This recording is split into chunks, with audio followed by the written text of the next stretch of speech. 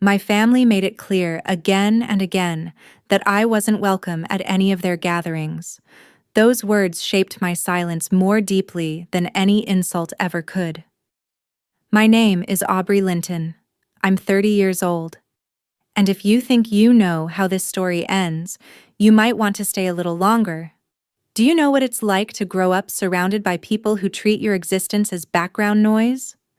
My family was loud, picture-perfect, and painfully selective. They lived by an unspoken rule everyone followed, but no one dared to say aloud belonging was conditional.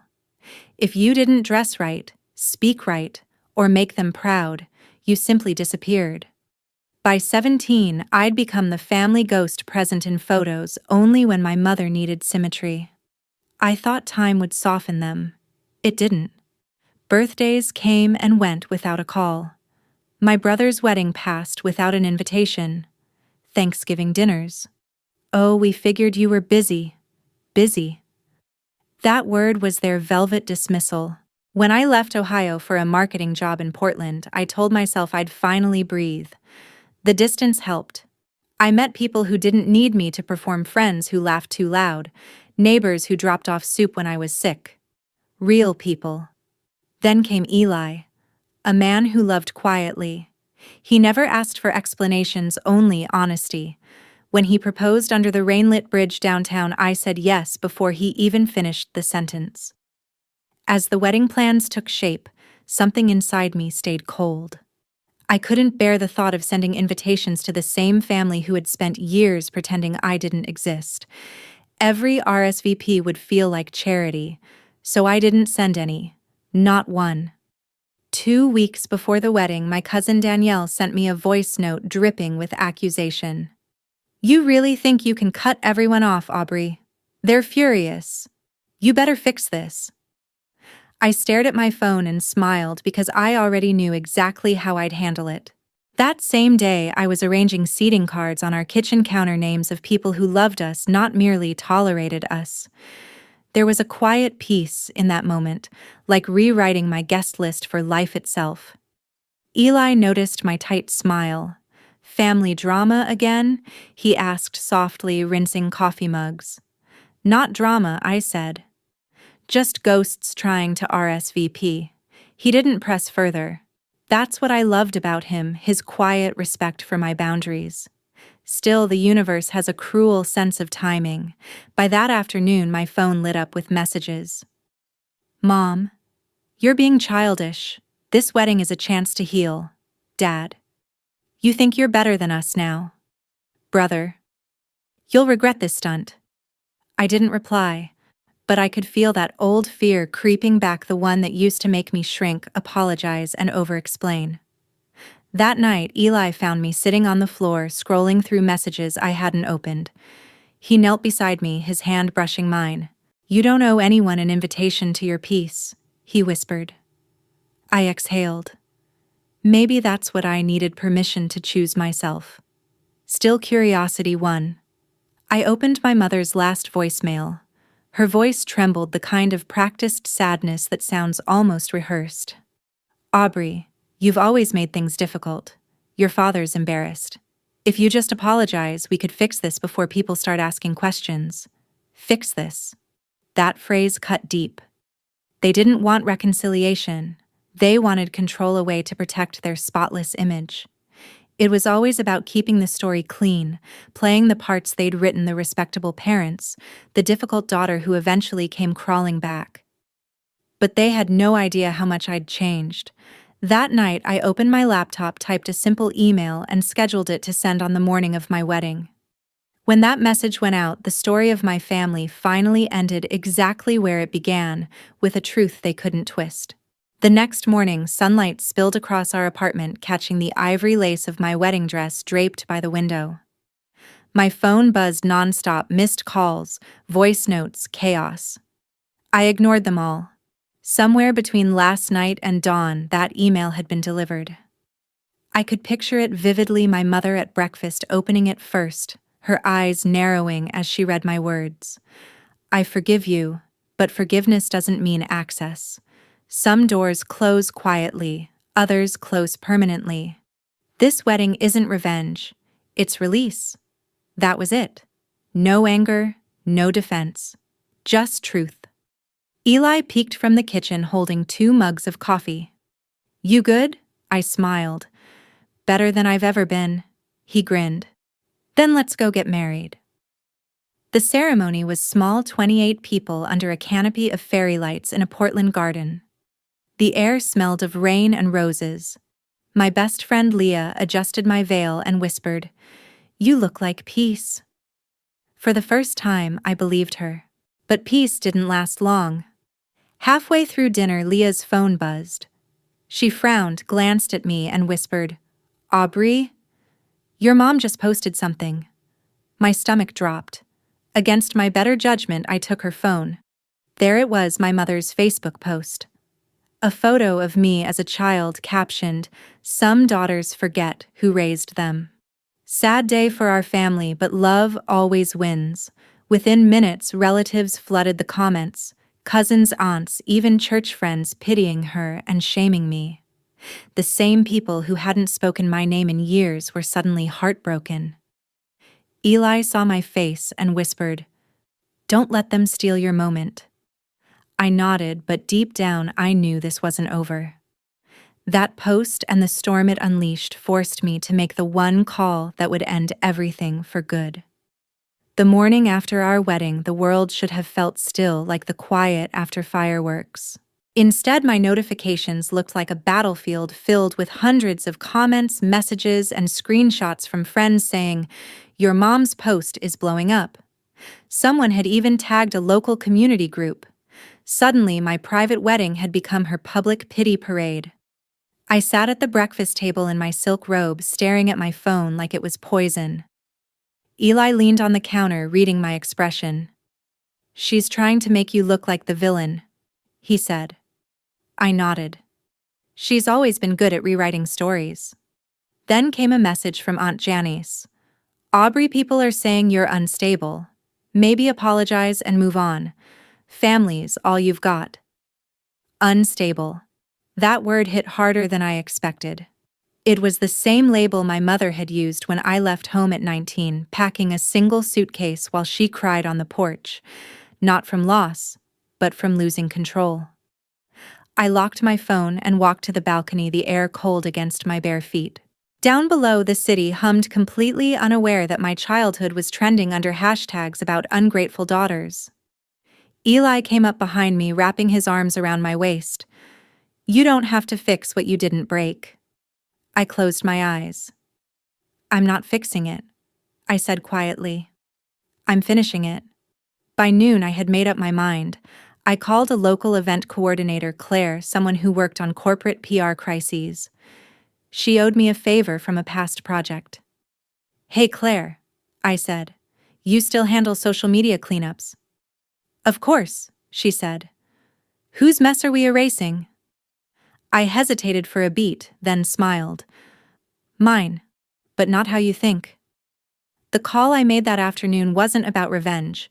It was about exposure. And by the time my family realized what I'd done, their own words would bury them far deeper than mine ever could. Claire didn't need much explanation. She'd already seen my mother's post. Classic manipulation campaign, she said, her voice dry. If you give me a few hours, I can trace every account sharing it. We'll see who's behind the push. By late afternoon, she called back. You might want to sit down for this. I was in the living room, wedding flowers still in vases, my veil folded neatly on the sofa. Go ahead, I said. It's not random. Your mom's been feeding screenshots and emails to a local blogger, one of those family gossip sites that loves drama. She sent them pictures, private stuff, and they're prepping an article. My throat went dry. She's trying to ruin my name. Claire's voice softened. Not if we get ahead of it. You still have that photo collection from when she threw you out. I did. Years ago, after my mother told people I'd walked out ungrateful, I had saved everything: the eviction notice she taped to my door, the damning text messages, and the police report she filed, claiming I had threatened her just to justify her lie. Send them, Claire said. We'll build your side. Calm, factual, professional. No anger, just receipts. When I hung up, Eli was watching me. You're really doing this? I'm done hiding. He nodded slowly. Then do it right. Tell the truth. Not for them, but for you. So I did. I wrote a letter, one long, calm message, and sent it to the same blogger my mother had used. I attached my documents, timelines, and photos. I told them I wasn't asking for pity, only fairness. Within hours, the blogger replied, "We've reviewed everything. Thank you for trusting us. The story will be updated." The next morning, the headline changed. Daughter speaks out. Family lies, love, and the price of silence. By noon, the comments had shifted. People began to see through the performance. My mother's campaign for sympathy collapsed under the weight of her own words. And for the first time, the silence surrounding my name wasn't shame, it was peace. The next morning, my phone looked different, quieter. No new insults, no pity messages, just silence. The kind that feels earned. But my mother wasn't done. Around 9 a.m., she called from an unknown number. I let it ring out, but she left a voicemail. Her voice was brittle, trembling with fury. "You had no right, Aubrey. You embarrassed this family. Your father's humiliated. You'll regret this." I replayed that line twice, not because it hurt, but because it didn't. That's when I made the call. The one I'd been saving. Not to Claire, not to the blogger, not even to Eli. I called my lawyer, Ms. Grace Reynolds, the same woman who'd helped me file a harassment order years ago when my mother wouldn't stop showing up at my old apartment. "Hi, Grace," I said. "It's Aubrey. I need to update the terms on that old order. My family's crossed a new line." Within minutes, she had pulled the digital trail, my mother's defamatory posts, the public harassment, the leaked personal photos. "You've got a solid case," Grace said. "This isn't family drama anymore. It's digital harassment and invasion of privacy." By noon, she had drafted the legal notice, a cease and desist order warning that if my family continued their smear campaign, we would press charges for defamation and emotional distress. I signed it electronically. Grace sent it straight to my mother's email with copies to my father, my brother, and Aunt Janice. An hour later, my phone buzzed again. One text from Dad. "You didn't have to go this far." I stared at it for a long moment before typing my only reply. "You should have stopped her before I had to." After that, nothing. No calls, no comments, no posts. Just the heavy stillness of a bridge finally burned and the faint, liberating scent of freedom on the other side. That night, Eli reached across the dinner table and took my hand. "You okay?" I smiled, small but steady. For the first time in my life, I actually think I am. 2 weeks passed and the storm around my name died out completely. The same people who once whispered about me had already moved on to someone else's scandal. That's the thing about public pity, it expires fast. My mother never reached out again. Her silence didn't ache the way I expected. It felt deserved. I heard through a cousin that she deleted her social media accounts after the blogger issued a follow-up clarifying how she'd falsified messages. My father had retreated too, offering no apologies or defense, just avoidance. For the first time, my world was quiet. I focused on my new life with Eli.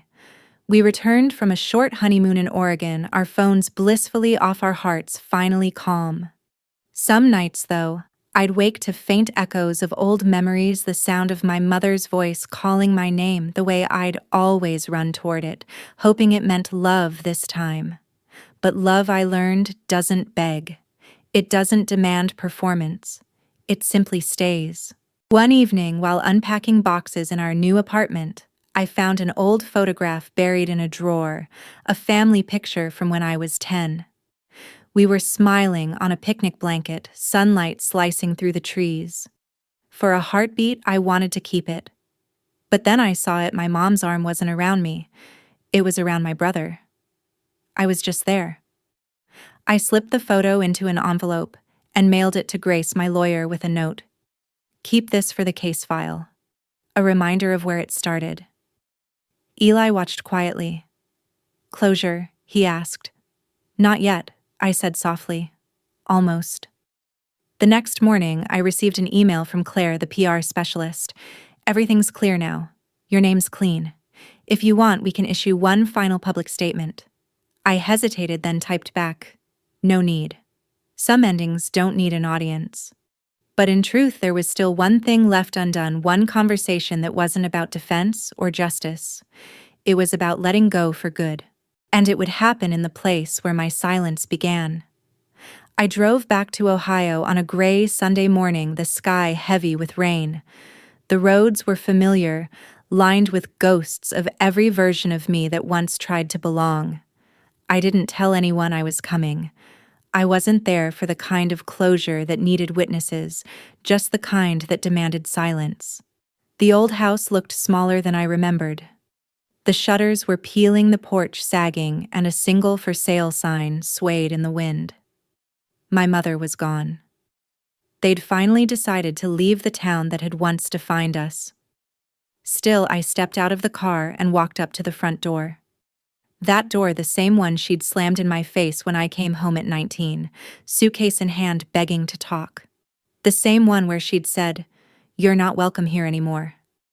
I touched the handle and whispered, "Neither are you." In my hand was a single envelope. Inside was a copy of the legal notice Grace had sent along with a short, handwritten note. I release you. Not for you, but for me. This story no longer owns me. I slid it through the mail slot, turned, and walked away.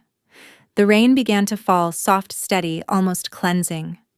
When I got back to the car, my phone buzzed with a message from Eli. You good?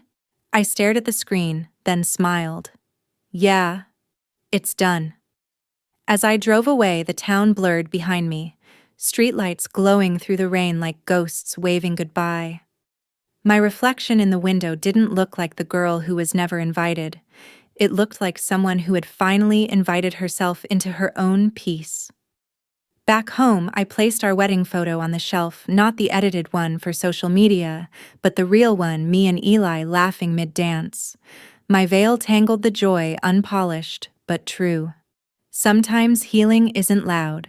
It's the quiet certainty that you've already won, not because they lost, but because you finally stopped fighting for space in a story that was never written for you.